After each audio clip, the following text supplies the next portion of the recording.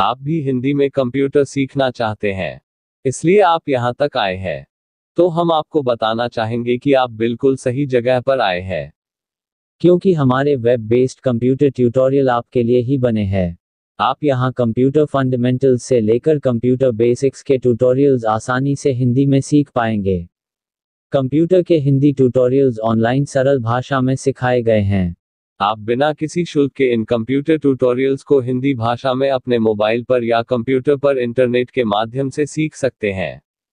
Computer के विभिन्न प्रकार, टाइप्स ऑफ कंप्यूटर। जब हम कंप्यूटर की बात करते हैं तो हमारे दिमाग में घरों या कार्यालयों में रखे कंप्यूटर आते हैं, या फिर लैपटॉप तथा नोटबुक के बारे में सोचने लगते हैं। दरअसल कंप्यूटर यहाँ तक ही सीमित नहीं है। कंप्यूटर हमारे चारों तरफ हैं। इनको हम आकार, साइज, उपयोग, एप्लीकेशन तथा कार्यक्षमता के आधार पर विभिन्न श्रेणियों में रख सकते हैं। मुख्यतः कंप्यूटर को 5 प्रकारों में बांटा जाता है, लेकिन हमने यहाँ कंप्यूटर को सिर्फ 3 मुख्य श्रेणियों में विभाजित किया है, मगर एक चौथी नई श्रेणी को भी इसमें शामिल किया है। हमने कंप्यूटर को निम्न 4 श्रेणियों में बांटा है।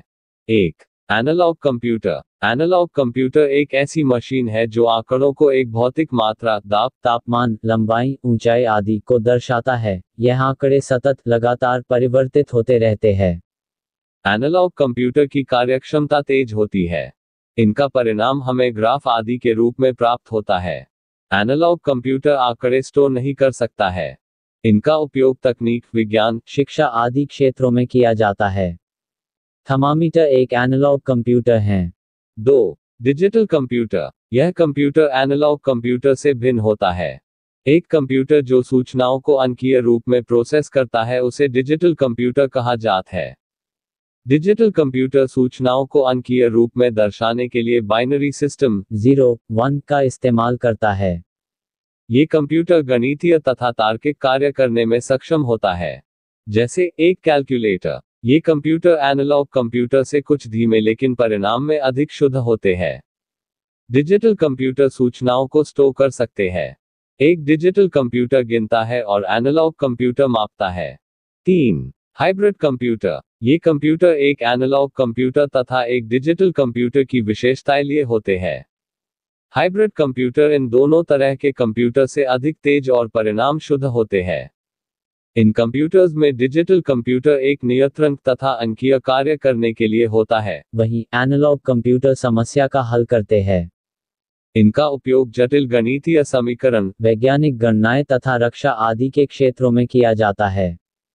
पेट्रोल पंप मशीन, स्पीडोमीटर आदि हाइब्रिड कंप्यूटर के आसान उदाहरण हैं।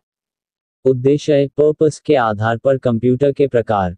1. General purpose computer. आज जो कंप्यूटर हम उपयोग करते हैं वे सभी लगभग जनरल पर्पस कंप्यूटर ही होते हैं।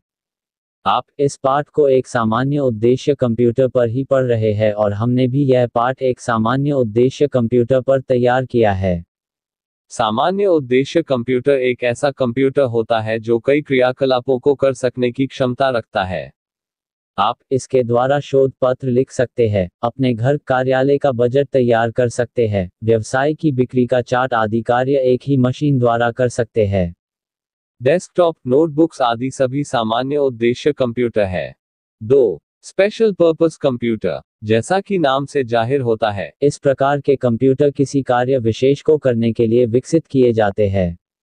इनका कार्य केवल एक ही तरह के कार्य को करना होता है, जैसे परिवहन नियंत्रण करना, मौसम की भविष्यवाणी करना आदि। इस प्रकार के कंप्यूटर सामान्य उद्देश्य कंप्यूटर की तुलना में अधिक तेज होते हैं। लेकिन ये कंप्यूटर एक सामान्य उद्देश्य कंप्यूटर की भांति भिन्न प्रकार के कार्य नहीं कर सकते हैं। आकार, साइज के आधार पर कंप्यूटर के प्रकार। 1. Micro computer. माइक्रो कंप्यूटर तेजी से बढ़ता हुआ तथा व्यापक रूप में इस्तेमाल होने वाला कंप्यूटर है। यह सभी तरह के कंप्यूटर से सस्ता एवं हल्का होता है। यह आकार में भी सबसे छोटा होता है। इस प्रकार के कंप्यूटर को सामान्य उद्देश्य जैसे मनोरंजन, शिक्षा, घर तथा कार्यालय इस्तेमाल आदि के लिए विकसित किया गया है। PCs, notebooks, laptops, PDAs, personal digital assistants आदि माइक्रो कंप्यूटर है। 2. वर्कस्टेशन। आमतौर पर एक ऐसा कंप्यूटर जो किसी नेटवर्क से कनेक्ट जुड़ा होता है उसे ही वर्कस्टेशन कहते हैं। इनको व्यवसाय तथा पेशेवरों को ध्यान में रखकर विकसित किया जाता है। ये कंप्यूटर माइक्रो कंप्यूटर्स से अधिक तेज एवं क्षमतावान होते हैं। 3. Mini computer. मिनी कंप्यूटर्स को मिड रेंज कंप्यूटर भी कहा जाता है। इनका इस्तेमाल छोटे व्यवसाय तथा व्यावसायिक प्रतिष्ठानों द्वारा किया जाता है। मिनी कंप्यूटर्स को सिंगल यूजर के लिए विकसित नहीं किया जाता है। इनको एक कंपनी के द्वारा अपने एक विभाग विशेष में किसी कार्य विशेष को करने में उपयोग लिया जाता है। 4. Mainframe computer. एक मेनफ्रेम कंप्यूटर ऊपर वर्णित सभी कंप्यूटर से अधिक तेज तथा क्षमतावान होता है। इनका इस्तेमाल सरकारी प्रतिष्ठानों, बड़ी बड़ी कंपनियों द्वारा आंकड़ों को संग्रहित करने के लिए किया जाता है। ये कंप्यूटर आकार में बहुत बड़े होते हैं। 5. Super computer. सुपर कंप्यूटर मानव द्वारा निर्मित अब तक का सबसे तेज और शक्तिशाली कंप्यूटर है। ये कंप्यूटर आकार में बहुत विशाल एवं खर्चीले होते हैं। इनका उपयोग बड़े संगठनों द्वारा शोध कार्य, मौसम भविष्यवाणी, तकनीक आदि कार्यों में होता है। समिट सुपर कंप्यूटर अब तक का सबसे तेज सुपर कंप्यूटर है, जिसे अमेरिका में बनाया गया था। भारत ने अपना पहला सुपर कंप्यूटर पैरम 8000 सन 1991 में बनाया था। परम कंप्यूटर को भारत सरकार की एक संस्था ने विकसित किया था। परम के बाद भारत में बहुत सारे सुपर कंप्यूटर बन चुके हैं और कई तो टॉप 500 सुपर कंप्यूटर्स में भी शामिल हैं। भारत का सबसे तेज सुपर कंप्यूटर प्रत्यूषण मिहिर है। आधुनिक कंप्यूटर, मॉडर्न कंप्यूटर्स, स्मार्टफोन्स। आजकल सेल फोन्स, जिन्हें आम भाषा में मोबाइल फोन्स कहा जाता है, भी कंप्यूटर द्वारा होने वाले कई कार्यों को कर सकते हैं। आप internet browsing, games, documents, calculation आदि काम मोबाइल फोन में कर सकते हैं। इन्हें आजकल स्मार्टफोन्स कहा जाता है। वेरेबल्स। वेरेबल का मतलब होता है पहनने योग्य, अर्थात ऐसे उपकरण जिन्हें शरीर के किसी अंग विशेष पर पहना जा सके, खासकर हाथ में। ये उपकरण किसी कार्य विशेष के एक छोटे भाग को करने के लिए बनाए जाते हैं। स्मार्टवॉचेस, फिटनेस ट्रैकर आदि वेरेबल कंप्यूटर हैं। Game console. गेम कंसोल एक विशेष प्रकार का कंप्यूटर होता है, जिसका इस्तेमाल टीवी पर वीडियो गेम खेलने के लिए किया जाता है, जैसे एक्सबॉक्स, प्लेस्टेशन आदि। टीवीएस। आजकल टीवी यानी टेलीविजन को भी कंप्यूटर की श्रेणी में रख सकते हैं, क्योंकि टीवी पर भी आप इंटरनेट, ऑनलाइन खरीदारी, वीडियो स्ट्रीमिंग आदि कार्य कर सकते हैं। आपने क्या सीखा? इस लेसन में हमने आपको कंप्यूटर के प्रकार की पूरी जानकारी दी है। आपने विभिन्न प्रकार के कंप्यूटरों के बारे में जाना है और साथ ही आधुनिक कंप्यूटरों से भी आप परिचित हुए हैं। हमें उम्मीद है कि यह लेसन आपके लिए उपयोगी साबित होगा। Usage of computer. कंप्यूटर के उपयोग। आज के समय में कोई ऐसा व्यक्ति होगा जो कंप्यूटर से परिचित नहीं होगा। हमारे चारों तरफ कंप्यूटर्स है। कंप्यूटर्स आधुनिक जिंदगी का एक मुख्य हिस्सा है। इनके आविष्कार से लेकर अब तक ये छोटे और तेज होते गए हैं। कंप्यूटर के बिना अब किसी काम की कल्पना भी नहीं कर सकते हैं। हर कोई कंप्यूटर का उपयोग अपने हिसाब से अलग अलग कार्यों के लिए करता है। शिक्षक, लेखक तथा वैज्ञानिक शोध के लिए कंप्यूटर का उपयोग करते हैं। वहीं इंजीनियर्स, डिजाइनर्स अपने डिजाइन बनाने के लिए कंप्यूटर का यूज करते हैं। कंप्यूटर के उपयोग से हमारे कार्यों में गति, स्पीड एवं शुद्धता, एक्यूरेसी आ जाती है। वैसे तो अब कंप्यूटर्स का उपयोग लगभग हर क्षेत्र में होने लगा है, लेकिन कुछ ऐसे क्षेत्र है जहां कंप्यूटर्स का उपयोग अधिक होने लगा है। आइए जानते हैं कुछ ऐसे क्षेत्र जहां कंप्यूटर का यूज मुख्य रूप से किया जाता है। कंप्यूटर का विभिन्न क्षेत्रों में महत्व। Computers at home. कंप्यूटर्स का घरों में इस्तेमाल अब आम बात हो गई है। आज हर कोई इसे पाना चाहता है। कंप्यूटर्स ने हमारे काम करने का तरीका बदल दिया है। जो कार्य पहले 8 व्यक्ति करते थे उसे कंप्यूटर अकेला तेज और सही कर देता है। इसलिए लोग कंप्यूटर्स का उपयोग अधिक करने लगे हैं। घरों में कंप्यूटर का उपयोग बहुत कार्यों में किया जाता है। हम कंप्यूटर के द्वारा हमारे घर का बजट तैयार कर सकते हैं। कंप्यूटर्स पर हम गाने सुन सकते हैं, वीडियो डाउनलोड कर सकते हैं, फिल्म देख सकते हैं, अपने दोस्तों से बातें कर सकते हैं। आप अपने दूर के रिश्तेदारों, दोस्तों तथा मिलने वालों को चिट्ठी भी लिख सकते हैं। हम कंप्यूटर पर गेम भी खेल सकते हैं। इसके अलावा हम अपने दफ्तर का कार्य घर बैठे कंप्यूटर से कर सकते हैं। Computers in business. कंप्यूटर्स का इस्तेमाल व्यापार क्षेत्र में बहुत अधिक होने लगा है। आज कोई ऐसा दफ्तर होगा जिसमें कंप्यूटर्स का उपयोग नहीं होता है। कंप्यूटर्स का इस्तेमाल होने से व्यापार करने का तरीका बिल्कुल बदल गया है। आज कंप्यूटर के द्वारा आप कहीं से भी अपने व्यापार को संभाल सकते हैं। कंप्यूटर्स का उपयोग होने से दफ्तर के कार्य तेजी से होने लगे हैं।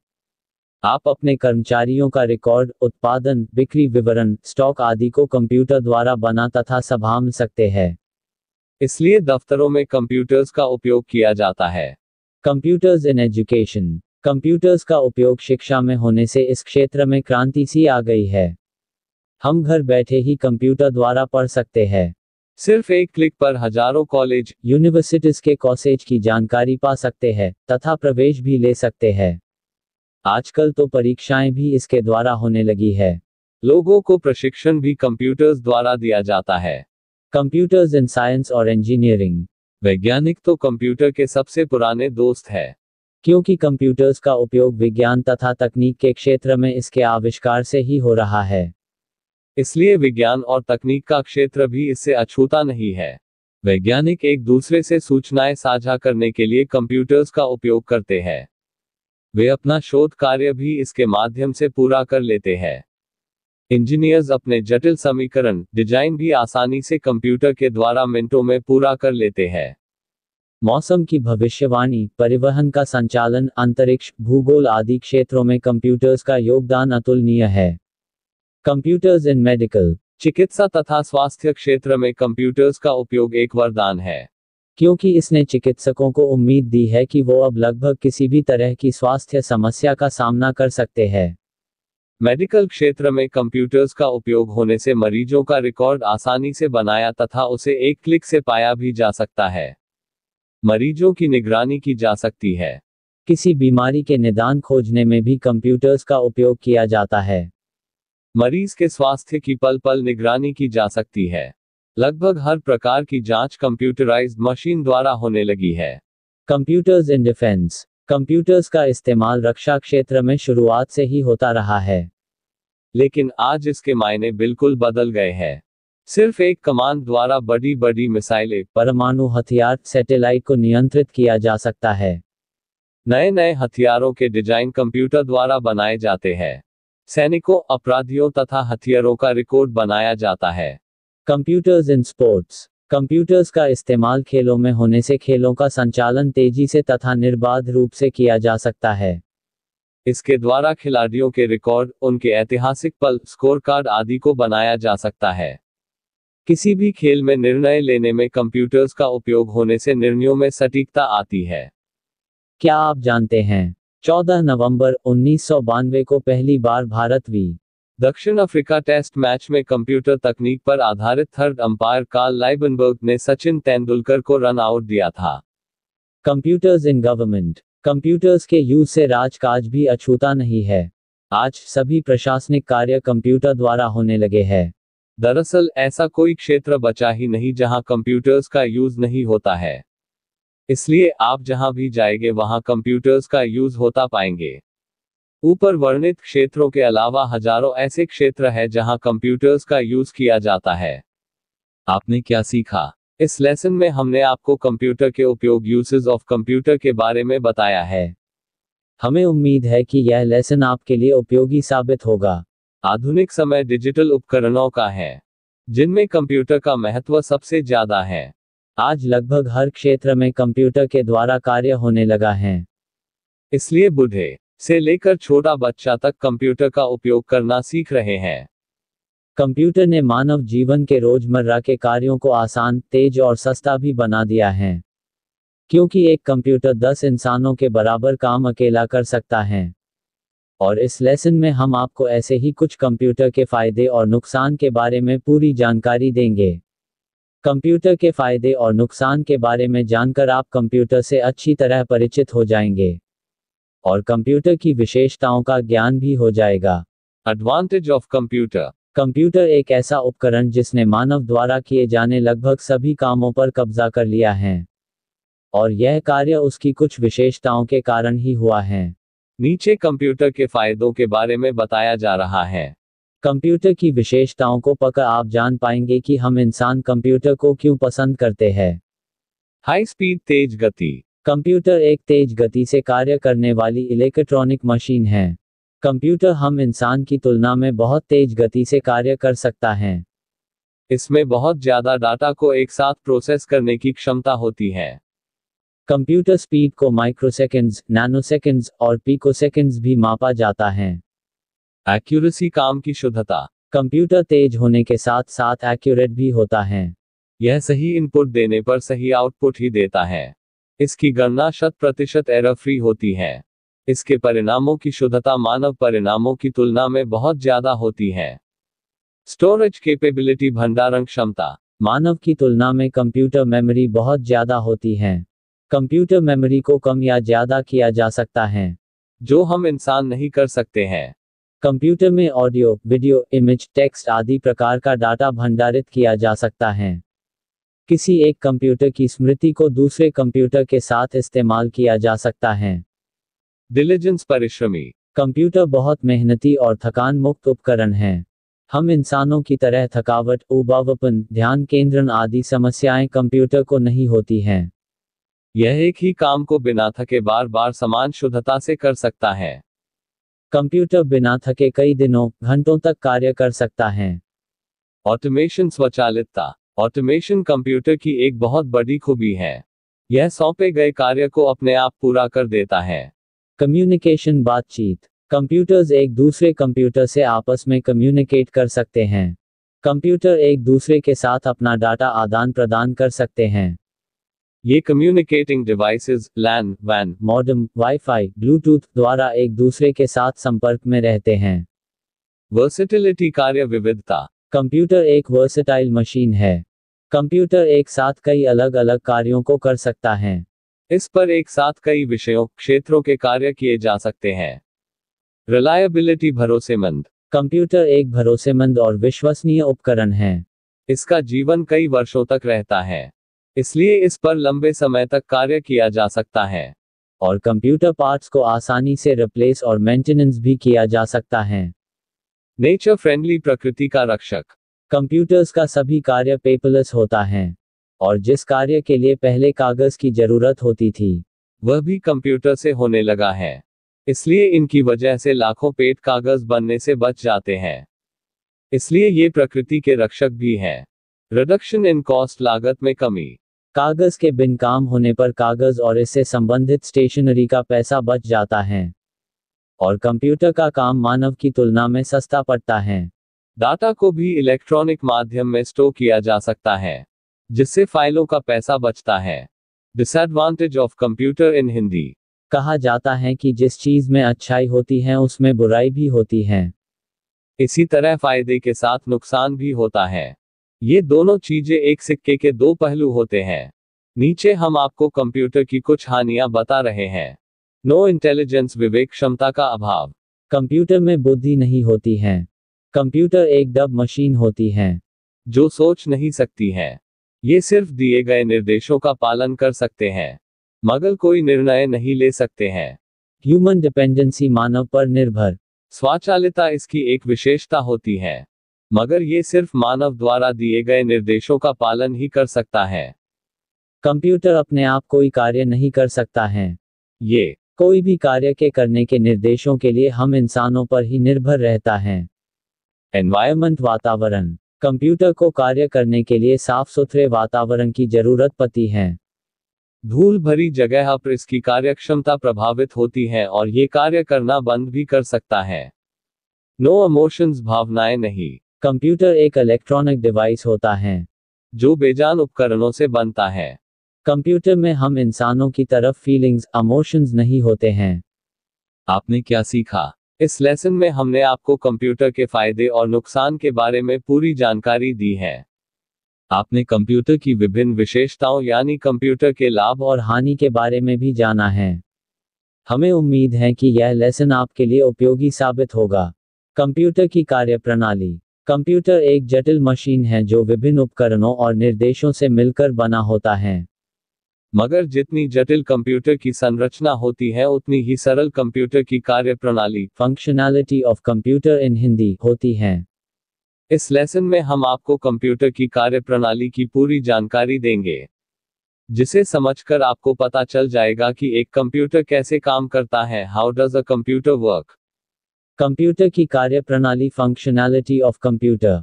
सभी प्रकार के कंप्यूटर एक खास कार्यप्रणाली से अपना काम पूरा करते हैं और इनका कार्य करने का तरीका सभी कंप्यूटरों में एक समान ही रहता है। कंप्यूटर किसी भी कार्य को पूरा करने के लिए 3 आधारभूत कार्य करता है। Input, process, output. नीचे कंप्यूटर की कार्यप्रणाली का एक फ्लो चार्ट दिया गया है, जिसे समझकर आप एक कंप्यूटर की बेसिक फंक्शनैलिटी को समझ सकते हैं। कंप्यूटर कार्यप्रणाली को दर्शाता एक फ्लो चार्ट। इनपुट लेना। कंप्यूटर कोई भी कार्य अपने आप नहीं कर सकता है। वह पहले यूजर से इनपुट लेता है, उसके बाद इनपुट के आधार पर अगला कदम बढ़ाता है। अब सोच रहे होंगे कि इनपुट क्या होता है। इनपुट किसी कार्य से संबंधित निर्देश या डाटा होता है, जिसे इनपुट डिवाइसेस जैसे keyboard, mouse, scanner, light pen आदि द्वारा इनपुट किया जाता है। डेटा प्रोसेस करना। इनपुट लेने के बाद कंप्यूटर इनपुट डेटा को कंप्यूटर मेमोरी में स्टोर करता है। इसके बाद यूजर द्वारा दिए निर्देशों का पालन करता है। इस कार्य को कंप्यूटर बहुत तेज गति से करता है। प्रोसेसिंग के दौरान कंप्यूटर इनपुट डेटा की जांच करता है, दिए गए निर्देशों का पालन करता है और उसे सूचना में परिवर्तित करता है, जिसे परिणाम कहा जाता है। आउटपुट देना। डेटा को प्रोसेस करने के बाद कंप्यूटर रिजल्ट देता है। इस परिणाम को ही आउटपुट कहा जाता है। कंप्यूटर रिजल्ट्स को दिखाने के लिए आउटपुट डिवाइसेस का सहारा लेता है। आउटपुट डिवाइसेस में सबसे प्रमुख मॉनिटर या डिस्प्ले होती है, जिसके ऊपर आउटपुट शो होता है। इनके अलावा प्रिंटर्स, स्पीकर भी अन्य प्रमुख आउटपुट डिवाइसेस हैं। आपने क्या सीखा? इस लेसन में हमने आपको कंप्यूटर की कार्यप्रणाली की पूरी जानकारी दी है। आपने जाना कि कंप्यूटर कैसे काम करता है। कंप्यूटर अपना कार्य 3 चरणों में करता है। पहला, इनपुट लेना, दूसरा, प्रोसेसिंग करना और तीसरा, आउटपुट देना। हमें उम्मीद है कि यह लेसन आपके लिए उपयोगी साबित होगा। कंप्यूटर अपने जन्म से लेकर आज तक विकास कर रहा है। इस दौरान कंप्यूटर वैक्यूम ट्यूब से निकलकर आर्टिफिशियल इंटेलिजेंस तक आ पहुंचा है, और वह कमरे को छोड़कर हाथ में आ बैठा है। यह उन्नति उसने पिछले 70-80 सालों में पाई है। कंप्यूटर की इस विकास अवधि को कंप्यूटर जनरेशंस कहा जाता है। जैसे जैसे कंप्यूटर हार्डवेयर और सॉफ्टवेयर में बदलाव आता गया, उसी के अनुसार कंप्यूटर जनरेशंस का निर्धारण कर दिया गया। अब तक कंप्यूटर की 5 पीढ़ी या 5 जनरेशंस ऑफ कंप्यूटर इन हिंदी निर्धारित की जा चुकी हैं। कंप्यूटर का विकास पीढ़ी दर पीढ़ी। इस लेसन में हम आपको कंप्यूटर जनरेशंस की पूरी जानकारी देंगे और साथ में प्रत्येक पीढ़ी के कंप्यूटर की विशेषताओं और कुछ कंप्यूटरों के नाम भी बताएंगे। कंप्यूटर की प्रथम पीढ़ी, first generations of computer. Computer की प्रथम पीढ़ी की शुरुआत सन 1946 से मानी गई है, क्योंकि इस समय 2 महान लोग जेपी हैकेट तथा जेडब्ल्यू मॉची ने वैक्यूम ट्यूब पर आधारित पहला इलेक्ट्रॉनिक डिवाइस बनाया था। वैक्यूम ट्यूब का आविष्कार सन 1904 में जॉन एम्ब्रोस फ्लेमिंग ने किया था। प्रथम पीढ़ी के कंप्यूटरों में इसी वैक्यूम ट्यूब का इस्तेमाल किया गया था। पंच कार्ड्स, पेपर टैप तथा मैग्नेटिक टैप को इनपुट डिवाइस एवं आउटपुट डिवाइस के रूप में इस्तेमाल किया जाता था। प्रथम पीढ़ी कंप्यूटरों में मशीनी भाषा, मशीन लैंग्वेज का इस्तेमाल प्रोग्रामिंग भाषा, प्रोग्रामिंग लैंग्वेज के रूप में होता था, और मैग्नेटिक ड्रम्स का उपयोग मेमोरी के लिए किया जाता था। प्रथम पीढ़ी कंप्यूटर की विशेषताएं। वैक्यूम ट्यूब पर आधारित, भंडारण के लिए मैग्नेटिक ड्रम्स का इस्तेमाल, पंच कार्डों इनपुट एवं आउटपुट के लिए प्रयोग, आकार बहुत बड़ा और वजनी, मशीनी भाषा का प्रयोग, हैक की जरूरत, बहुत महंगे और विश्वसनीय नहीं, लगातार रखरखाव की जरूरत। प्रथम पीढ़ी के कुछ कंप्यूटरों के नाम: ENIAC electronic numeric integrated and calculator, EDVAC, UNIVAC, IBM 701, computer की दूसरी पीढ़ी, second 650, generation of computer. Computer की द्वितीय पीढ़ी की समयावधि 1956-63 मानी गई है। इस पीढ़ी के कंप्यूटरों में वैक्यूम ट्यूब के स्थान पर ट्रांजिस्टर का प्रयोग हुआ। ट्रांजिस्टर का आविष्कार सन 1947 में विलियम शॉकली ने किया था। अब कंप्यूटरों में प्राइमरी एवं सेकेंडरी मेमोरी का इस्तेमाल होने लगा और वे असेंबली एवं हाई लेवल प्रोग्रामिंग लैंग्वेज को सपोर्ट करने लगे तथा उनमें मल्टी प्रोग्रामिंग ऑपरेटिंग सिस्टम्स का प्रयोग होने लगा था। दूसरी पीढ़ी के कंप्यूटर की विशेषताएं। ट्रांजिस्टर पर आधारित, मेमोरी के लिए मैग्नेटिक कोर और टैप का इस्तेमाल, FORTON कोबॉल भाषाओं का इस्तेमाल, आकार अभी भी बड़ा और वजनी, कूलिंग के लिए एक् की जरूरत, कार्य विशेष के लिए उपयोग, प्रोसेसिंग स्पीड में बढ़ोतरी, प्रथम पीढ़ी के मुकाबले कम ऊर्जा की जरूरत। दूसरी पीढ़ी के कुछ कंप्यूटरों के नाम। Honeywell 400, IBM 7094, CDC 1604, CDC 3000 series, UNIVAC 1108, IBM 1400 series. Mark 3 computer की तीसरी पीढ़ी, फोर्थ जनरेशंस ऑफ कंप्यूटर। कंप्यूटरों की तीसरी पीढ़ी की समयावधि 1964-71 मानी गई है। इस पीढ़ी के कंप्यूटर आईसी इंटीग्रेटेड सर्किट पर आधारित थे। आईसी का आविष्कार एक इंजीनियर जैक किल्बी ने किया था। एक अकेली आईसी में बहुत सारे ट्रांजिस्टर्स, रेजिस्टर्स, कैपेसिटर्स समाहित थे। आईसी के आविष्कार ने कंप्यूटरों का आकार बहुत छोटा कर दिया। अब इन्हें एक जगह से दूसरी जगह पर आराम से पहुंचा सकते थे। और मल्टी प्रोग्रामिंग ओएस एवं हाई लेवल प्रोग्रामिंग लैंग्वेजेस के इस्तेमाल में और सुधार हुआ। तीसरी पीढ़ी के कंप्यूटर की विशेषताएं। आईसी पर आधारित, आकार में छोटे और कम वजनी, अधिक भरोसेमंद और खर्चीले, रखरखाव में कमी, basic COBOL FORTON pascal ALGOL का इस्तेमाल, ऊर्जा की कम खपत पर एक् की जरूरत, माउस और कीबोर्ड का इस्तेमाल, प्रोसेसिंग अन्य पीढ़ियों के मुकाबले तेज, जनरल पर्पस के लिए इस्तेमाल संभव हुआ, कार्यक्षमता में बढ़ोतरी। तीसरी पीढ़ी के कुछ कंप्यूटरों के नाम। PDP 8, PDP 11, ICL 2900, IBM 360 series, Honeywell 6000 series. 16 computer की चौथी पीढ़ी, fourth generations of computer. Computer की चौथी पीढ़ी की शुरुआत 1971 से मानी गई है और 1980 तक का समय चौथी पीढ़ी के लिए माना गया है। इस दौरान आईसी को और अधिक विकसित किया गया। इस समय की आईसीएस में लगभग 5000 ट्रांजिस्टर्स आ सकते थे और इसकी कार्यक्षमता 3,000,000 ट्रांजिस्टरों के बराबर थी। इन आईसीएस को VLSI very large scale integrated circuit कहा जाता था। इस तकनीक ने माइक्रो कंप्यूटर की नींव पड़ी क्योंकि इस समय माइक्रो प्रोसेसर्स इस्तेमाल होने लगे थे। यह समय कंप्यूटर क्रांति लेकर आया और कंप्यूटर आम इंसान तक पहुंचा। चौथी पीढ़ी के कंप्यूटर माइक्रो प्रोसेसर पर चलते हैं और इस समय की ग्राफिकल यूजर इंटरफेस का विकास हुआ और विंडोज, मैक ओएस का निर्माण हुआ। इसी समय में माइक्रोसॉफ्ट और एप्पल जैसी कंपनियों की शुरुआत हुई और आज ये वर्तमान है। चौथी पीढ़ी के कंप्यूटर की विशेषताएं। VLSI बेस्ड माइक्रोप्रोसेसर्स पर आधारित, गी बेस्ड ओएस का इस्तेमाल, अधिक तेज, भरोसेमंद और शुद्ध, आकार में बहुत छोटे और हल्के, इंटरनेट का इस्तेमाल, आम इंसान तक पहुंच, एक् की जरूरत नहीं, फैन का इस्तेमाल, सी जोड़ .NET जैसी भाषाओं का इस्तेमाल, कम खर्चीले। चौथी पीढ़ी के कुछ कंप्यूटरों के नाम। IBM 4341, दिसंबर 10, स्टार 1000, पब 11, मैकिन्टॉश, PCS। कंप्यूटर की पांचवी पीढ़ी, फिफ्थ जनरेशंस ऑफ कंप्यूटर।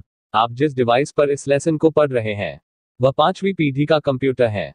पांचवी पीढ़ी की समयावधि 1980 से आज तक मानी गई है। इस कालखंड में कंप्यूटरों में ULSI ultra large scale integrated circuit based microprocessors का इस्तेमाल होने लगा, जिससे ये बहुत तेज और छोटे हो गए हैं। क्योंकि एक ULSI बेस्ड माइक्रोप्रोसेसर में 1 करोड़ इलेक्ट्रॉनिक कंपोनेंट आ सकते हैं। पांचवी पीढ़ी के कंप्यूटरों को हम इंसानों की तरह सोचने लायक बनाया जा रहा है, जिसके लिए artificial intelligence, internet of things, robotics आदि तकनीकों का लगातार विकास और प्रयोग किया जा रहा है। आज के कंप्यूटर एक हाथ घड़ी के आकार का होता है और कम खर्चीला भी है, जिसे लगभग हर इंसान खरीद सकता है। आज कंप्यूटर दुनिया के हर इंसान तक किसी न किसी रूप में पहुंच चुका है।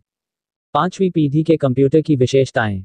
ULSI बेस्ड माइक्रोप्रोसेसर पर आधारित, हल्के, सस्ते, भरोसेमंद और तेज, अधिक शुद्ध, इस्तेमाल में आसान, गी आधारित ओएस का इस्तेमाल, multimedia, touch screen, web voice control का प्रयोग, ना के बराबर रखरखाव, ऊर्जा का कम इस्तेमाल, सी जोड़ जावा .NET ASP का इस्तेमाल, कृत्रिम बुद्धि का विकास, इंटरनेट ऑफ थिंग्स का विकास। पांचवी पीढ़ी के कुछ कंप्यूटरों के नाम। Desktop PCS, MacBooks, laptops, notebooks, ultrabooks, Chromebooks, iPhone, iWatch। आपने क्या सीखा? इस लेसन में हमने आपको कंप्यूटर जनरेशंस की पूरी जानकारी दी है। आपने जाना कि कंप्यूटर ने पहली पीढ़ी से पांचवी पीढ़ी तक कैसे विकास किया। हमें उम्मीद है कि यह लेसन आपके लिए उपयोगी साबित होगा। कंप्यूटर को स्टार्ट कैसे करें? Turn on computer. आप कंप्यूटर पर कार्य करना चाहते हैं, उस पर अपनी मनपसंद फिल्म देखना चाहते हैं या फिर अपने कार्यालय से संबंधित कार्य करना चाहते हैं। ये सब तो ठीक है, लेकिन समस्या ये है कि आपको कंप्यूटर स्टार्ट करना ही नहीं आता है। फिर आप इतने सारे काम कंप्यूटर पर कैसे करेंगे? आपको चिंता करने की कोई जरूरत नहीं है। आप अभी कंप्यूटर को स्टार्ट करना सीख जाएंगे। आप कंप्यूटर को स्टार्ट करना बेहद आसान है। आप सिर्फ 2 बटन दबाकर कंप्यूटर को स्टार्ट कर सकते हैं। हमने नीचे कंप्यूटर को चालू करने के बारे में स्टेप बाय स्टेप तरीके से बताया है। आप बस इन स्टेप्स को फॉलो करते जाएं और आपका कंप्यूटर चालू हो जाएगा। तो आइए कंप्यूटर को स्टार्ट करते हैं। कंप्यूटर को स्टार्ट करने का तरीका। स्टेप 1। किसी भी कंप्यूटर को स्टार्ट करने से पहले हमें कंप्यूटर के सहायक उपकरणों जैसे माउस, प्रिंटर, स्पीकर्स, मॉनिटर आदि को सीपीयू से उचित जगह पर जोड़ देना चाहिए। स्टेप 2। इसके बाद किसी इलेक्ट्रिकल बोर्ड में कंप्यूटर की पावर केबल को लगाइए। स्टेप 3। पावर केबल लगाने के बाद आपका कंप्यूटर चालू होने के लिए लगभग तैयार है। बस यहां से स्विच ऑन कर दें। स्टेप 4। अब आपको अपने कंप्यूटर का पावर बटन दबाना है और आपका कंप्यूटर स्टार्ट हो जाएगा। Power button. कंप्यूटर का पावर बटन दबाने के बाद विंडोज स्टार्ट होने लग जाएगी। इसे चालू होते ही आप कंप्यूटर पर अपना काम कर सकते हैं। आपने क्या सीखा? अब आप कंप्यूटर को स्टार्ट करने के बारे में अच्छे से परिचित हो चुके हैं।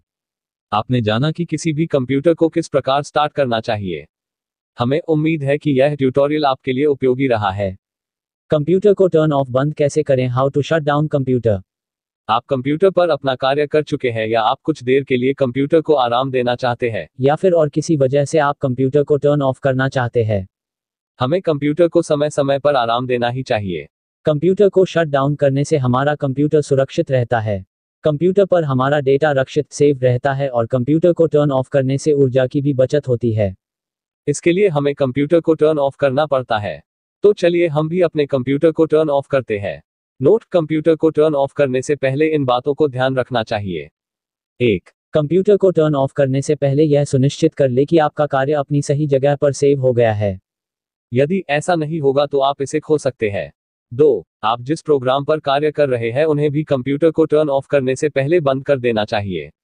3. यदि आपने कोई डिस्क लगाई हुई है तो उसे भी कंप्यूटर को टर्न ऑफ करने से पहले निकाल कर सुरक्षित जगह पर रख लें।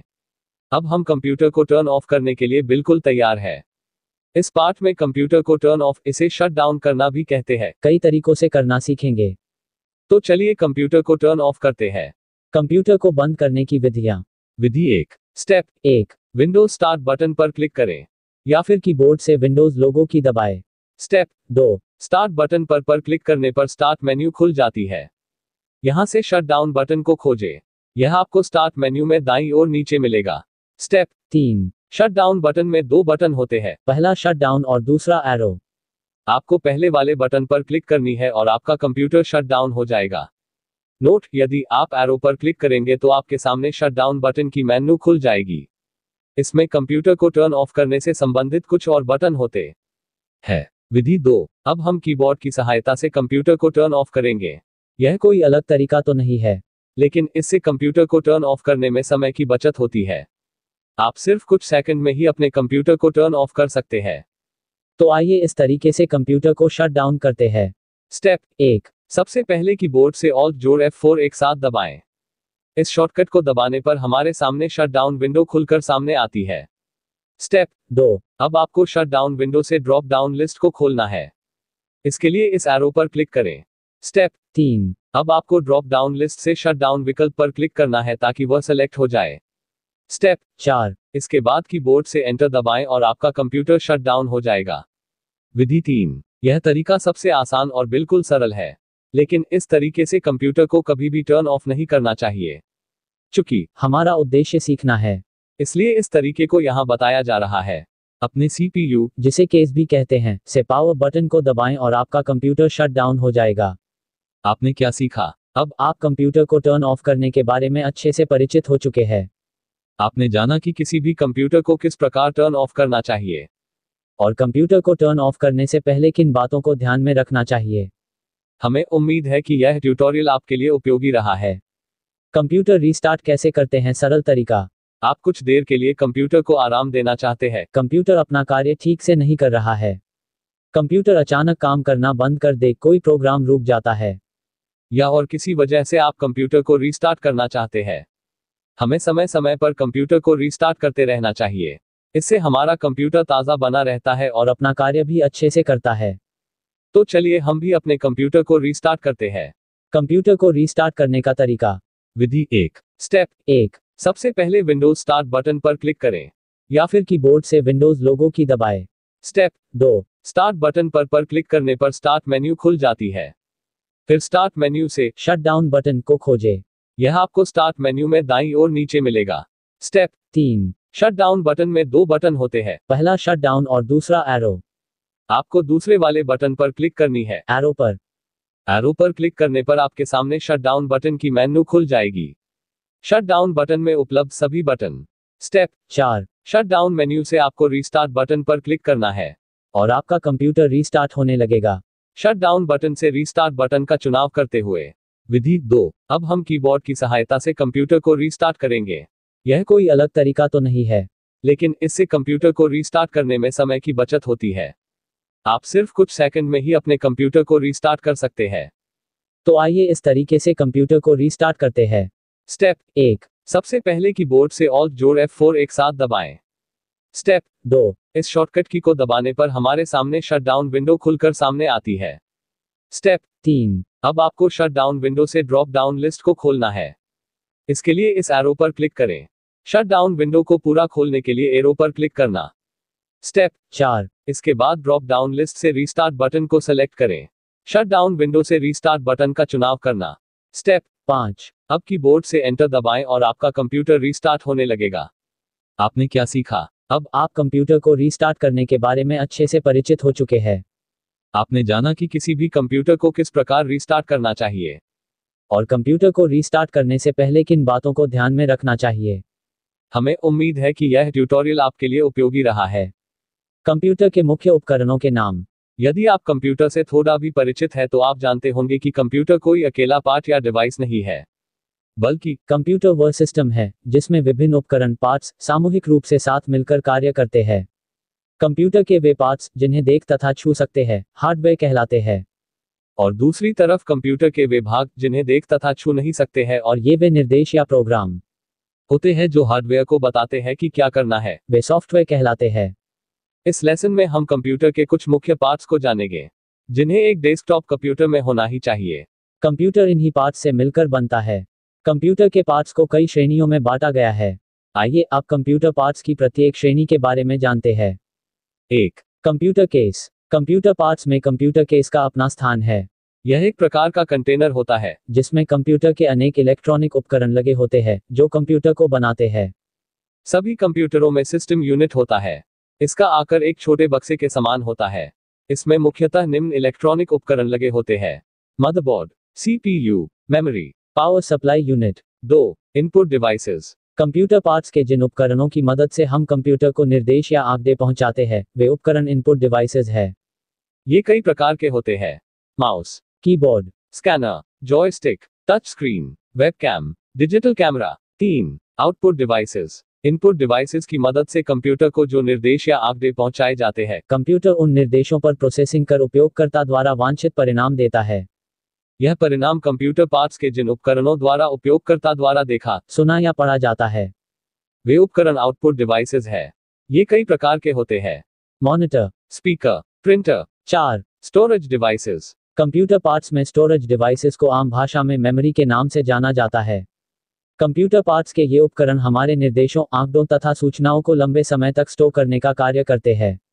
स्टोरेज डिवाइस के मुख्यतः निम्न प्रकार है: hard disk drive, floppy disk drive, CD और DVD ड्राइव। आपने क्या सीखा? इस लेसन में हमने कंप्यूटर पार्ट्स की विभिन्न श्रेणियों के बारे में जाना है। हमने कंप्यूटर पार्ट्स में input devices, output devices, storage devices आदि के बारे में भी जाना है। हमें उम्मीद है कि यह लेसन आपके लिए उपयोगी साबित होगा।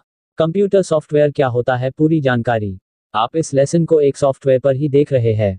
जी हाँ, एक सॉफ्टवेयर पर आपने सही सुना, जिसका नाम है वेब ब्राउज़र। दरअसल कंप्यूटर अपना कार्य अकेला नहीं कर सकता है। कंप्यूटर को अपना कार्य करने के लिए कुछ सहायक उपकरणों तथा प्रोग्राम्स की जरूरत होती है। ये उपकरण तथा प्रोग्राम्स ही कंप्यूटर को कार्य करने लायक बनाते हैं। सॉफ्टवेयर क्या होता है? सॉफ्टवेयर निर्देशों तथा प्रोग्राम्स का वह समूह है जो कंप्यूटर को किसी कार्य विशेष को पूरा करने का निर्देश देता है। यह यूजर को कंप्यूटर पर काम करने की क्षमता प्रदान करता है। सॉफ्टवेयर के बिना कंप्यूटर एक निर्जीव है। सॉफ्टवेयर को आप अपनी आंखों से नहीं देख सकते हैं और ना ही इसे हाथ से छुआ जा सकता है, क्योंकि इसका कोई भौतिक अस्तित्व नहीं होता है। यह एक आभासी वस्तु है जिसे केवल समझा जा सकता है।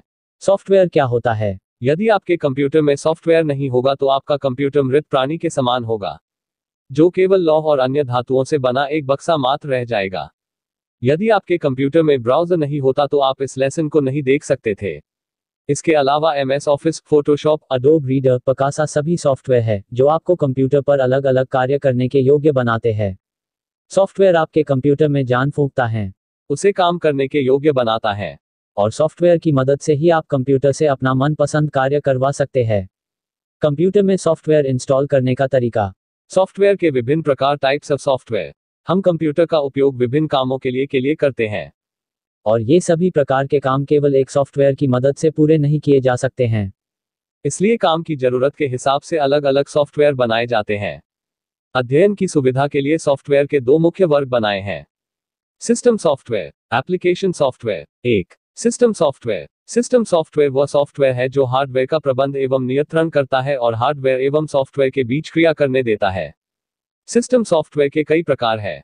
1.1 ऑपरेटिंग सिस्टम। ऑपरेटिंग सिस्टम एक ऐसा कंप्यूटर प्रोग्राम होता है जो अन्य कंप्यूटर प्रोग्रामों का संचालन करता है। ऑपरेटिंग सिस्टम उपयोक्ता तथा कंप्यूटर के बीच मध्यस्थ का कार्य करता है।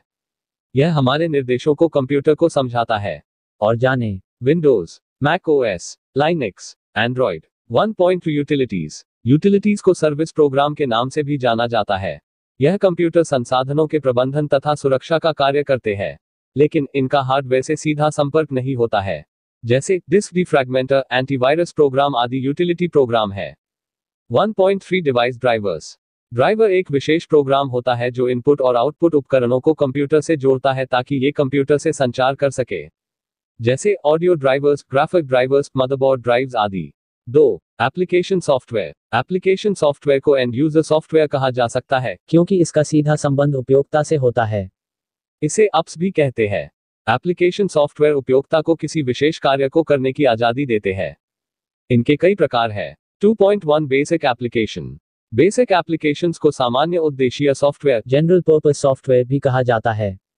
यह सामान्य इस्तेमाल के सॉफ्टवेयर होते हैं। इनका उपयोग हम रोजमर्रा के कार्यों के लिए करते हैं। किसी भी कंप्यूटर उपयोक्ता को कंप्यूटर पर कार्य करने के लिए बेसिक एप्लीकेशन का इस्तेमाल तो आना ही चाहिए। नीचे कुछ जनरल पर्पस सॉफ्टवेयर के नाम दिए जा रहे हैं। Word processing programs, multimedia programs, DTP programs, spreadsheet programs, presentation programs, graphics application, web design application. 2.2 specialised application.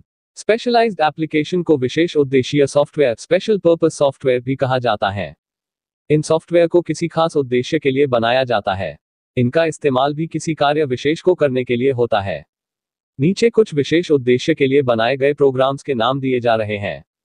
Accounting software, billing software, report card generator, reservation system, payroll management system. Software कैसे बनाते हैं? Computer software बनाना थोड़ा सा कठिन कार्य है, क्योंकि इस कार्य को करने के लिए आपके पास जरूरी प्रोग्रामिंग लैंग्वेजेस की अच्छी जानकारी और बहुत सारा धैर्य होना जरूरी है। तभी आप एक पेशेवर सॉफ्टवेयर डेवलपर बन सकते हैं। सॉफ्टवेयर बनाने के लिए दर्जनों प्रोग्रामिंग भाषाओं का विकास किया गया है, जिनके द्वारा आप अलग अलग जरूरत के लिए सॉफ्टवेयर बना सकते हैं। आप सभी भाषाओं के विशेषज्ञ तो नहीं बन सकते हैं, असंभव नहीं है, आप सीख सकते हैं, मगर शुरुआत के लिए आप जावा, सी जोड़ बुनियादी भाषाओं को सीखकर कर सकते हैं और कंप्यूटर कोडिंग में अपना हाथ आजमा सकते हैं। आपने क्या सीखा? इस लेसन में हमने आपको सॉफ्टवेयर क्या होता है, कंप्यूटर सॉफ्टवेयर के विभिन्न प्रकार और उनके नाम आदि की पूरी जानकारी दी है। हमें उम्मीद है कि यह लेसन आपके लिए उपयोगी साबित होगा। कंप्यूटर हार्डवेयर क्या है, पूरी जानकारी। कंप्यूटर का अपना कोई अस्तित्व नहीं होता है। कंप्यूटर को अपना कार्य करने के लिए कुछ सहायक उपकरणों तथा प्रोग्राम्स की जरूरत होती है। ये उपकरण तथा प्रोग्राम्स ही कंप्यूटर को कंप्यूटर बनाते हैं। इस लेसन में हम बात कर रहे हार्डवेयर के बारे में, तो आइए जानते हैं हार्डवेयर क्या है, व्हाट इज हार्डवेयर। हार्डवेयर क्या होता है, व्हाट इज हार्डवेयर। कंप्यूटर के वे भाग जिन्हें हम देख तथा छू सकते हैं उन्हें हार्डवेयर कहते हैं। यह कंप्यूटर के भौतिक भाग होते हैं, जिनसे मिलकर हमारे कंप्यूटर का शरीर बनता है। कंप्यूटर हार्डवेयर क्या होता है सॉफ्टवेयर इन हार्डवेयर में जान डालता है और उसे कार्य करने लायक बनाता है। तब जाकर हमें एक जीवित तथा काम करने योग्य कंप्यूटर मशीन प्राप्त होती है। कंप्यूटर हार्डवेयर का सबसे अच्छा उदाहरण है मॉनिटर, यानी जिस डिवाइस पर आप इस ट्यूटोरियल को पढ़ रहे हैं। क्योंकि स्क्रीन भी एक प्रकार का हार्डवेयर है जो आउटपुट डिवाइस की श्रेणी में गिना जाता है। Type of compute hardware. एक सिस्टम यूनिट, यह एक प्रकार का कंटेनर होता है जिसमें कंप्यूटर के अनेक इलेक्ट्रॉनिक उपकरण लगे होते हैं। इसका आकार एक छोटे बक्से के समान होता है। इसे आम भाषा में सीपीयू भी कहते हैं, जो गलत है। 2 इनपुट डिवाइसेस, इनपुट डिवाइस वे उपकरण होते हैं जो यूजर द्वारा दिए गए निर्देशों को कंप्यूटर तक पहुंचाते हैं। इनके द्वारा ही आप अपना आदेश कंप्यूटर तक पहुंचाते हैं। इसके बाद ही कंप्यूटर अपना कार्य करता है। कुछ प्रचलित input device: keyboard, mouse, scanner, touch screen. 3 output devices, output device वे उपकरण होते हैं जो प्रोसेस्ड सूचनाओं को मानव द्वारा समझने लायक रूप में प्रदर्शित करते हैं। यानी आप जो काम करना चाहते हैं उसका परिणाम हमें जिन उपकरणों की मदद से प्राप्त होता है उन्हें आउटपुट डिवाइस कहते हैं। सबसे प्रचलित आउटपुट डिवाइस है monitor, speaker, printer, touch screen. 4 internal parts, computer के वे भाग जो सिस्टम यूनिट के भीतर स्थित होते हैं उन्हें आंतरिक उपकरण कहते हैं। इन्हें आप बाहर नहीं देख सकते हैं तथा ये नाजुक होते हैं, इसलिए इनकी सुरक्षा के लिए ही इन्हें कंप्यूटर केस की जरूरत पड़ती है। कुछ आंतरिक उपकरण: motherboard, 5 CPU, communication devices, RAM. इन उपकरणों में हम उन डिवाइसेस को रखते हैं जो एक कंप्यूटर को दूसरे कंप्यूटर से संपर्क करने के योग्य बनाते हैं। इस श्रेणी में सबसे प्रचलित उपकरण मॉडेम है। हार्डवेयर और सॉफ्टवेयर के बीच आपसी संबंध। हार्डवेयर कंप्यूटर का शरीर है तो सॉफ्टवेयर उसकी आत्मा है। दोनों एक दूसरे के बिना अधूरे हैं। हार्डवेयर के बिना सॉफ्टवेयर अपना काम नहीं कर सकता है और सॉफ्टवेयर के बिना हार्डवेयर अनुपयोगी है। कंप्यूटर से कार्य विशेष करवाने के लिए हार्डवेयर पर उचित सॉफ्टवेयर इंस्टॉल करना पड़ता है। सॉफ्टवेयर आपके यानी यूजर और हार्डवेयर के बीच संबंध स्थापित करना है। हार्डवेयर अपग्रेडेशन क्या है? कंप्यूटर की कार्यक्षमता, फीचर, निष्पादन, परफॉर्मेंस को बढ़ाने के लिए किसी एक या अधिक उपकरण को नई तकनीक और क्षमता के उपकरण से बदलना हार्डवेयर अपग्रेड करना कहलाता है। जैसे अभी आपके कंप्यूटर में 2 गीगाबाइट DDR2 रैम लगी हुई है। यदि आप इसे 4 गीगाबाइट DDR2 से बदल लेते हैं तब यह रैम अपग्रेड करना कहलाता है। और यही नियम अन्य हार्डवेयर उपकरणों पर भी लागू होता है। आप हार्डवेयर में कंप्यूटर के किसी भी उपकरण को अपग्रेड कर सकते हैं और अपने कंप्यूटर की तथा उस विशेष उपकरण की क्षमता, फीचर, गति में बढ़ोतरी करा सकते हैं। हार्डवेयर अपग्रेड करना एक महंगी प्रक्रिया है, इसलिए जरूरत होने पर ही उपकरणों को अपग्रेड करना चाहिए। केवल नई तकनीक और ज्यादा फीचर के लालच में ना आए। आपने क्या सीखा? इस लेसन में आपने जाना कि हार्डवेयर क्या होता है, कंप्यूटर में विभिन्न उपकरणों की कितनी जरूरत होती है। हमें उम्मीद है कि यह लेसन आपके लिए उपयोगी साबित होगा और आप कंप्यूटर हार्डवेयर के बारे में जान गए हैं। ऑपरेटिंग सिस्टम क्या है? इस लेसन में हम आपको ऑपरेटिंग सिस्टम की पूरी जानकारी देंगे। ऑपरेटिंग सिस्टम क्या होता है? ऑपरेटिंग सिस्टम छोटे रूप में इसे OS कहते हैं। एक ऐसा कंप्यूटर प्रोग्राम होता है जो अन्य कंप्यूटर प्रोग्रामों का संचालन करता है। ऑपरेटिंग सिस्टम उपयोक्ता, यूजर्स तथा कंप्यूटर के बीच मध्यस्थ का कार्य करता है। यह हमारे निर्देशों को कंप्यूटर को समझाता है। ऑपरेटिंग सिस्टम के द्वारा अन्य सॉफ्टवेयर प्रोग्राम तथा हार्डवेयर का संचालन किया जाता है। ऑपरेटिंग सिस्टम के बिना कंप्यूटर एक निर्जीव वस्तु होता है, क्योंकि ऑपरेटिंग सिस्टम बेजान हार्डवेयर को काम करने लायक बनाता है और हार्डवेयर के ऊपर अन्य सॉफ्टवेयर प्रोग्राम्स को भी चलने लायक सुविधा प्रदान करता है। ऑपरेटिंग सिस्टम की आवश्यकता, कार्य। ऑपरेटिंग सिस्टम संपूर्ण कंप्यूटर का नियंत्रण एवं संचालन करता है। इसी के द्वारा कंप्यूटर का प्रबंधन किया जाता है।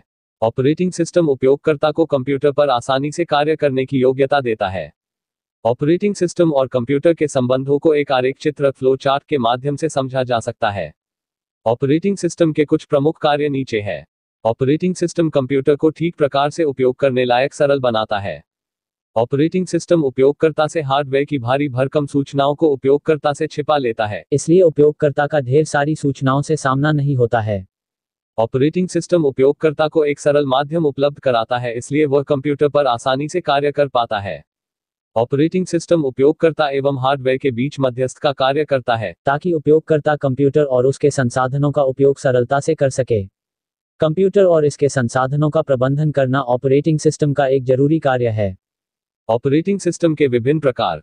ऑपरेटिंग सिस्टम हमेशा से ही कंप्यूटर के साथ रहे हैं। जैसे जैसे कंप्यूटर ने विकास किया वैसे ही ऑपरेटिंग सिस्टम भी अपने आप को विकसित करते गए। ऑपरेटिंग सिस्टम को कई श्रेणियों में बांटा गया है, लेकिन हम यहाँ ऑपरेटिंग सिस्टम के कुछ प्रमुख प्रकारों को जानेंगे। 1. Multi user operating system. यह ऑपरेटिंग सिस्टम एक से अधिक उपयोगकर्ताओं को एक साथ कार्य करने की सुविधा प्रदान करता है। इस ऑपरेटिंग सिस्टम पर एक समय में सैकड़ों उपयोगकर्ता अपना कार्य कर सकते हैं। 2. Single user operating system. इसके विपरीत सिंगल यूजर ऑपरेटिंग सिस्टम एक समय में सिर्फ एक ही उपयोगकर्ता को कार्य करने देता है। इस ऑपरेटिंग सिस्टम पर एक समय में कई उपयोगकर्ता कार्य नहीं कर सकते हैं। 3. Multitasking operating system. यह ऑपरेटिंग सिस्टम उपयोगकर्ता को एक साथ कई अलग अलग प्रोग्राम्स को चलाने की सुविधा देता है। इस ऑपरेटिंग सिस्टम पर आप एक समय में ईमेल भी लिख सकते हैं और साथ ही अपने मित्रों से चैट भी कर सकते हैं। 4. Multi processing operating system. यह ऑपरेटिंग सिस्टम एक प्रोग्राम को एक से अधिक CPU पर चलाने की सुविधा देता है। 5. Multi threading operating system. यह ऑपरेटिंग सिस्टम एक प्रोग्राम के विभिन्न भागों को एक साथ चलाने देता है। 6. Real time operating system. Real time operating system उपयोगकर्ता द्वारा दिए गए इनपुट पर तुरंत प्रक्रिया करता है। विंडोज ऑपरेटिंग सिस्टम इसका सबसे अच्छा उदाहरण है। ऑपरेटिंग सिस्टम कंप्यूटर के लिए बहुत ही आवश्यक प्रोग्राम है। इसके बिना कंप्यूटर एक निर्जीव वस्तु मात्र है। यह कहना गलत नहीं है। ऑपरेटिंग सिस्टम के बिना कंप्यूटर को उपयोग करना बहुत ही कठिन कार्य साबित हो सकता है। ऑपरेटिंग सिस्टम और कंप्यूटर के संबंधों को समझने के लिए ऊपर दिए गए आरेख को समझ सकते हैं। ऑपरेटिंग सिस्टम की विशेषताएं। प्राइमरी मेमोरी को ट्रैक करता है, जैसे कहां इस्तेमाल हो रही है, कितनी मेमोरी इस्तेमाल हो रही है, और मांगने पर मेमोरी उपलब्ध करवाता है। प्रोसेसर का ध्यान रखता है अर्थात मैनेज करता है। कंप्यूटर से जुड़े हुए सभी डिवाइसों को मैनेज करता है। कंप्यूटर हार्डवेयर और सॉफ्टवेयर दोनों को मैनेज करता है। पासवर्ड तथा अन्य तकनीकों के माध्यम से सुरक्षा प्रदान करता है। कंप्यूटर द्वारा किए जाने वाले कार्यों का ध्यान रखता है और उनका रिकॉर्ड रखता है। एरर्स और खतरों से अवगत कराता है। यूजर और कंप्यूटर प्रोग्राम्स के बीच समन्वय बनाता है। प्रमुख ऑपरेटिंग सिस्टम के नाम: Windows OS, Mac OS, Linux OS, Ubuntu, Android OS, iOS, Symbian OS. आपने क्या सीखा? हमने जाना कि कंप्यूटर के हार्डवेयर तथा अन्य संसाधनों का संचालन ऑपरेटिंग सिस्टम के द्वारा किया जाता है।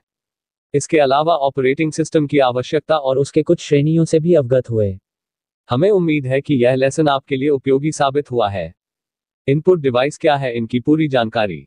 कंप्यूटर अपना कार्य अपने आप नहीं कर सकता है। कंप्यूटर से कार्य करवाया जाता है, जिसके लिए उसे आवश्यक निर्देश और डाटा देना पड़ता है। डाटा और निर्देश पहुंचाने के लिए खास उपकरणों को सहारा लिया जाता है, जिन्हें हम इनपुट डिवाइस कहते हैं। इस लेसन में हम आपको कंप्यूटर के प्रमुख इनपुट डिवाइसों के नाम और उनकी पूरी जानकारी दे रहे हैं। ये उपकरण सबसे ज्यादा इस्तेमाल और प्रचलित इनपुट डिवाइस हैं, इसलिए हमने इस लेसन के लिए इनका चुनाव किया है। इनके अलावा भी और भी इनपुट डिवाइस उपलब्ध हैं।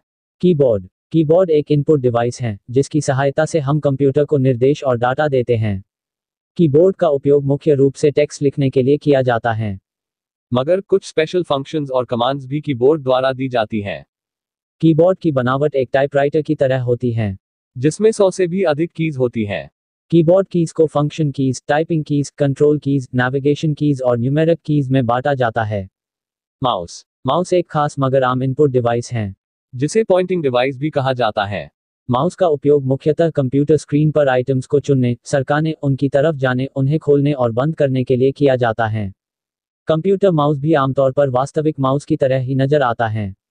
यह छोटा और आयताकार होता है, जो एक केबल के द्वारा कंप्यूटर से जुड़ा रहता है। लेकिन आजकल तो वायरलेस माउसेस भी बाजार में आ गए हैं। Touch screen. टच स्क्रीन भी एक इनपुट डिवाइस होता है। क्या आप जानते थे? यह कीबोर्ड और माउस दोनों का कार्य अकेली कर देती है। यह उंगली या स्टाइलस से टच करने पर इवेंट रजिस्टर करती है और उसे प्रोसेसिंग के लिए कंप्यूटर को भेजती है। टच स्क्रीन पर नेविगेशन के लिए आइकन्स और टेक्स्ट का सहारा लिया जाता है।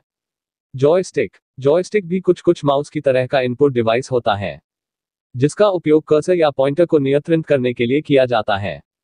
इसका उपयोग कंप्यूटर गेम्स और ग्राफिक डिजाइनिंग में अधिक किया जाता है। जॉयस्टिक की बनावट गियर की जैसी होती है, जिसमें एक गोल या वर्गाकार बेस होता है जिसमें लीवर या छड़ी लगी रहती है। इस छड़ी को हिलाकर कर्सर पॉइंटर को नियंत्रित किया जाता है।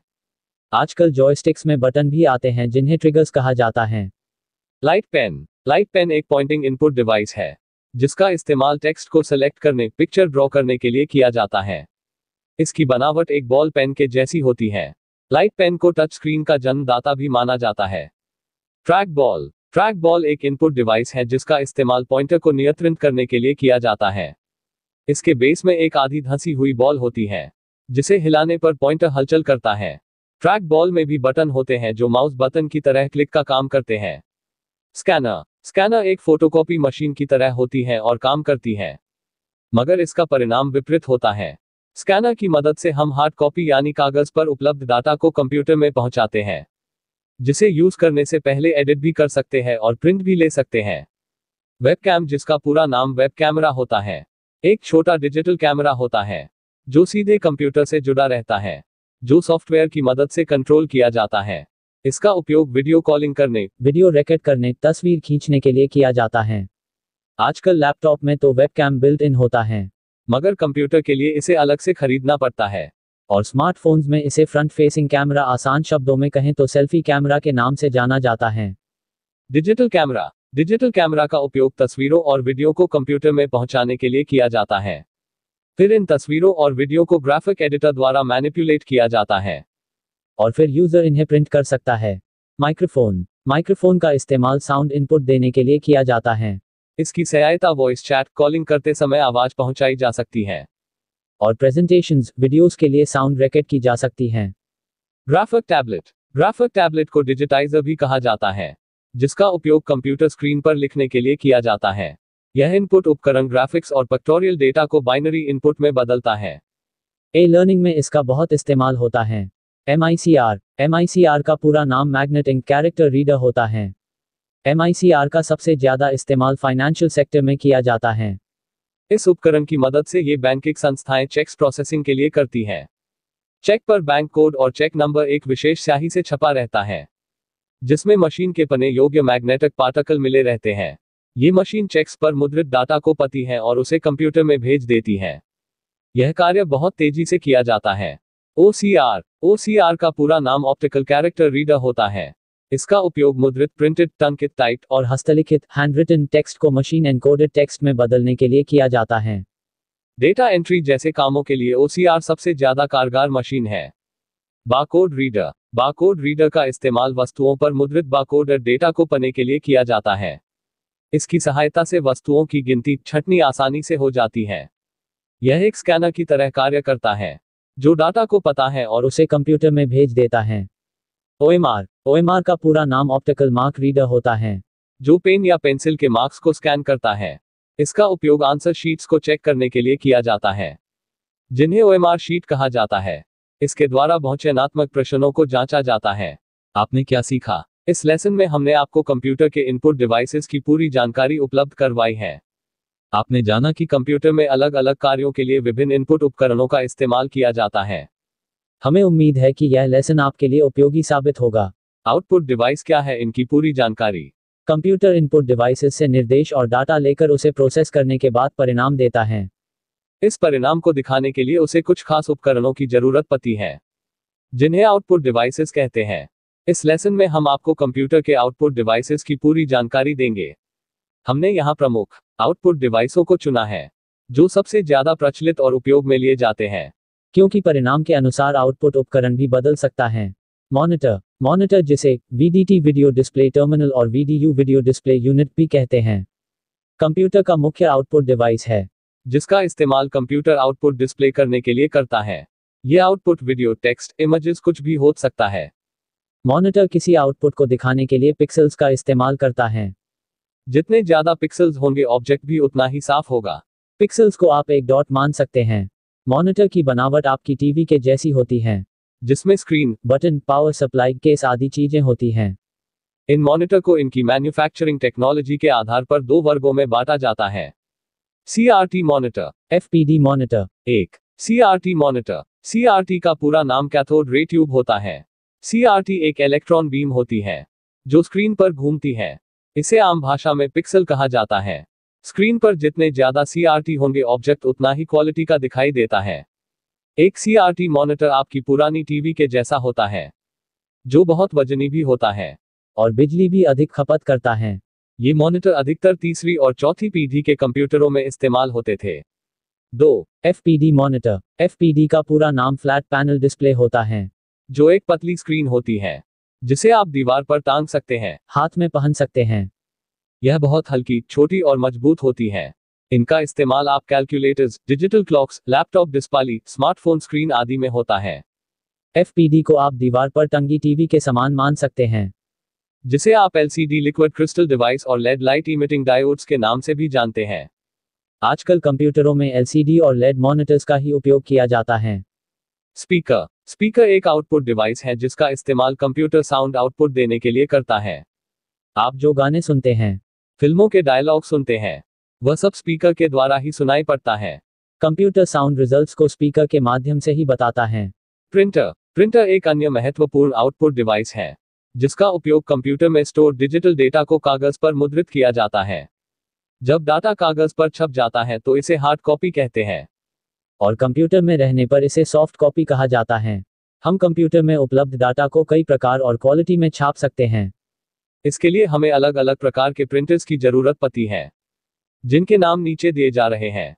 Dot matrix printer, drum printer, line printer, laser printer, inkjet printer, 3D printer, projector. Projector एक आउटपुट डिवाइस है जिसका उपयोग कंप्यूटर इमेजेस, वीडियोस, टेक्स्ट या अन्य आइटम्स को दीवार या फिर किसी दूसरी समतल स्थल पर दिखाने के लिए करता है। यह इस काम के लिए एक रोशनी दीवार पर भेजता है जिसे प्रोजेक्ट करना कहते हैं। इसलिए इस डिवाइस को प्रोजेक्टर कहा जाता है। प्रोजेक्टर एक मॉनिटर का कार्य ही करता है जो आउटपुट को किसी दूसरी चीज पर दिखाता है। Business meetings, classroom teaching, public shows, theatres आदि में इसका उपयोग बहुत किया जाता है। प्रोजेक्टर का आउटपुट वास्तविक साइज से बड़ा, समतल और ज्यादा रंगीन होता है। हेडफोन। हेडफोन भी साउंड आउटपुट के लिए इस्तेमाल किया जा सकता है, लेकिन इसके द्वारा आप साउंड इनपुट भी कंप्यूटर को दे सकते हैं। इसके द्वारा आप अपनी खुद की आवाज रिकॉर्ड कर सकते हैं, इसलिए इसे इनपुट डिवाइस भी कहा जाता है। आपने क्या सीखा? इस लेसन में हमने आपको कंप्यूटर के आउटपुट डिवाइसेस की पूरी जानकारी उपलब्ध करवाई है। आपने जाना कि कंप्यूटर में अलग अलग कार्यों के लिए विभिन्न आउटपुट उपकरणों का इस्तेमाल किया जाता है। हमें उम्मीद है कि यह लेसन आपके लिए उपयोगी साबित होगा।